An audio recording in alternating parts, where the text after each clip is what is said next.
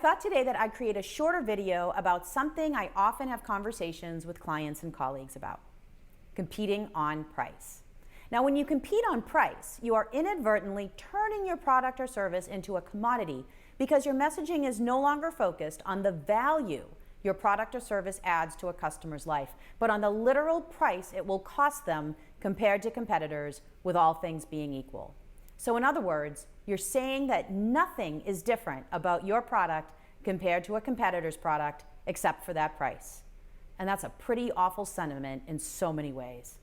You're claiming that your company offers nothing but a cheaper product, and that's not exactly where you want to be. And your competitors, they don't want to be there either, because this means that there's really no market for your product. All vendors are equal. This is why no one wins when you compete on price. Your customers, your competitors, or even your company. With this approach, you manage to ruin your own market, because once you focus on price, your competitors are then forced to do the same, and you start a race to the bottom regarding who has the cheapest product. Your customers focus on price being the only value that you offer, and over time, nothing matters to customers except what they pay in an apples-to-apples comparison. And with this focus on price and cost, over time, the features are less robust or noteworthy. And you end up getting a very mediocre product, and there's no innovation or improvements because there's no need. All things are always equal. Again, this is why you never want to be in an apples-to-apples comparison. You always want to maintain your company's uniqueness, and that comes from the value you offer customers beyond price alone. So what are some examples of competitors creating a commodity? Well, let's look at the airlines. They focus so much on reducing prices, and with that, they reduced amenities and therefore value. So today, few really care about the flight experience that's being offered. All of the brands are pretty much the same. It's why their loyalty programs have to offer what they do. There needs to be some way to build a relationship with a customer, because not much else is available to do that.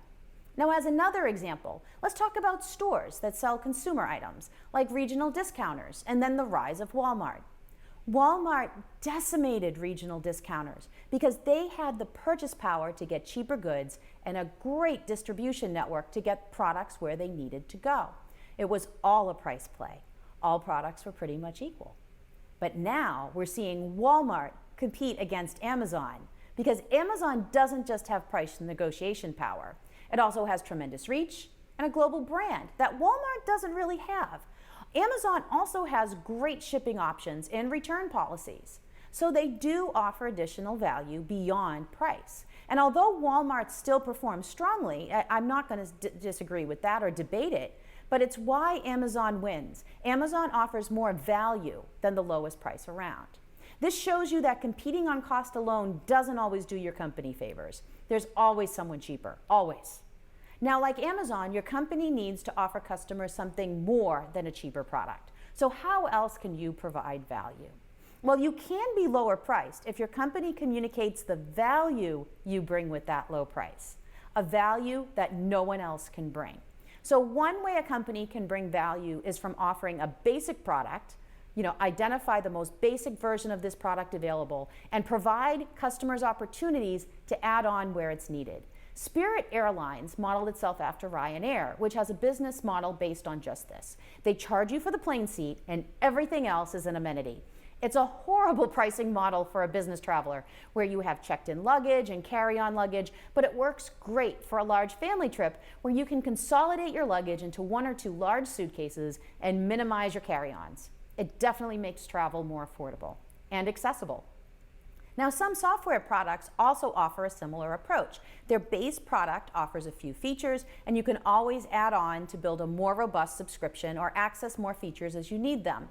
So like storage companies do this. They give you a base product that you can add on, like Box, Dropbox, and Apple. Value can also come from providing customers the ability to buy more with their dollar. And I know it sounds like a store's dream, but it's great if you're targeting a customer who wants to get more for their money. Old Navy does this. You can buy a lot for little cost. And if your kids are growing quickly and you need new wardrobes every season, well, this is a great option for the family. Just fun fashion for less. Now, value can also come from improving your lifestyle by paying less.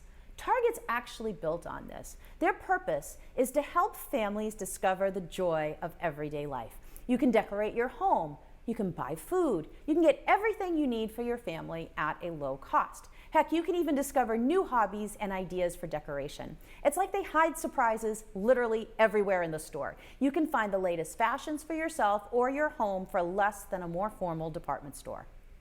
Now, you could also say that the Martha Stewart line that used to be at Kmart, and I believe right now Macy's carries it, she does this too. Her items may not be the most expensive items in the store, but they offer an optimum combination of the best quality item at the best price. And that technically is true value. So although all of these companies discuss or address price in some way, they are actually communicating value. It's a message targeted to people to better understand what they're getting for their money. These companies are actually helping customers get what they need to achieve their goals. That's what these customers are buying. They aren't just getting savings, but these companies are helping customers achieve a goal that they could not achieve on their own.